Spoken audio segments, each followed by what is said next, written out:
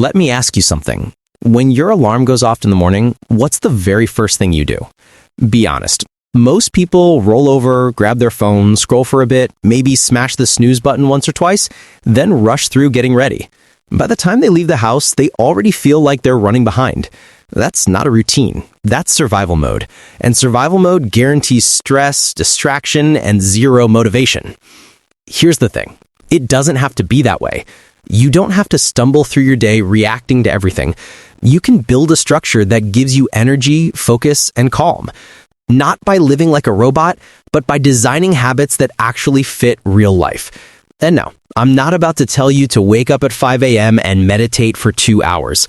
That's not realistic for most people. What I'm going to give you is a framework that works in the real world. Start your day with momentum. Your mornings decide your mindset. If you start chaotic, the whole day stays chaotic. The first key: wake up at the same time every single day. That consistency trains your body to stop fighting you every morning. Then, before touching your phone, move your body. It doesn't have to be a gym session. A few push-ups, stretching, or even just making your bed is enough. The point is, start with action, not consumption. Back when I was in school, I'd wake up and dive straight into Instagram or YouTube. I thought it didn't matter, but it set the tone for distraction the whole day. When I forced myself to flip the script, bed made, a little movement, and a glance at my top 3 priorities, I felt like I was driving my day instead of being dragged by it. And that's the goal. Control, not chaos. Don't confuse class with study. Here's the trap. Sitting through class doesn't mean you've studied. Lectures are passive. You listen, maybe jot down some notes, but that's not real learning. Real learning happens when you actively process the material. Rewrite your notes in your own words. Teach the concept out loud as if you're explaining it to a friend. Quiz yourself instead of endlessly rereading. Do this daily. Just 20 to 30 minutes at the end of each day adds up massively over time. I used to ignore this. I'd coast through lectures, never review, then panic and cram before exams. It never worked. I'd forget half of it by the next week. But once I made daily review a habit, everything changed. Suddenly, tests felt easier because I was always prepared. Remember, class introduces information, but review makes it stick. Time blocks beat endless lists. Let's talk about to-do lists. They're useful reminders, but if your whole day is one massive list of random tasks, no wonder you feel overwhelmed. Lists don't manage your time, they just highlight how much you haven't done. A better system is time blocking. Pick a task, assign it a block of time, and protect that block like it's sacred.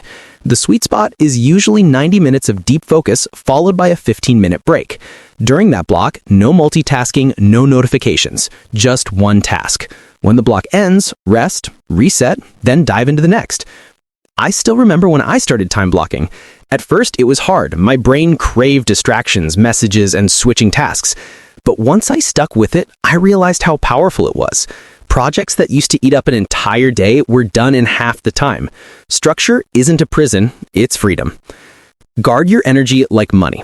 Here's something most people overlook. Your brain doesn't run on time, it runs on energy. You could have 8 hours free, but if your energy is gone, nothing gets done. That's why your routine has to protect energy first. Eat light, clean meals that don't crash you. Get sunlight, move your body. Even a 5-minute walk between study blocks resets your focus. And above all, sleep. I used to brag about surviving on 4 or 5 hours of sleep, thinking it proved I was hustling harder. In reality, it just made me slower, more forgetful, and constantly tired. The moment I committed to consistent, quality sleep, 7 to 8 hours, everything improved. My focus, my memory, my mood. Sleep isn't optional. It's the foundation. Do something for your future self. Every single day, invest in the version of you that's coming. Do one thing that isn't about assignments or grades, but about growth. That might mean reading a book outside your fields, going to the gym, learning a skill, or building connections. Why? Because school ends. And when it does, the ones who thrive aren't just the students with degrees. They're the ones with habits, skills, and momentum beyond academics. Think about it. Everyone graduates with a diploma, but not everyone graduates with health, confidence, and direction. Build those now, even in small doses. Your future self will thank you. Close your day with intention.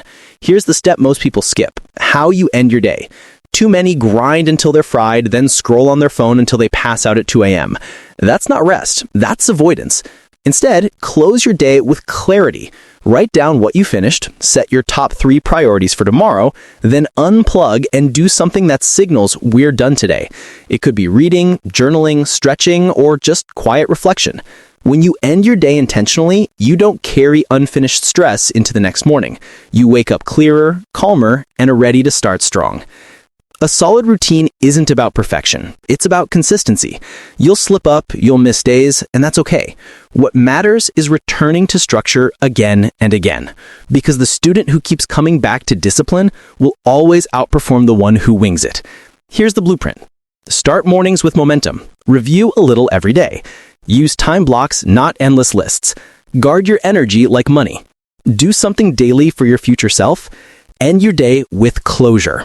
Follow this and you won't just get more done, you'll feel calmer, more confident, and more in control.